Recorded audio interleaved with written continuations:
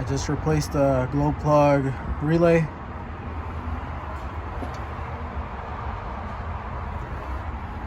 See how it starts now. I was having a lot of trouble starting it.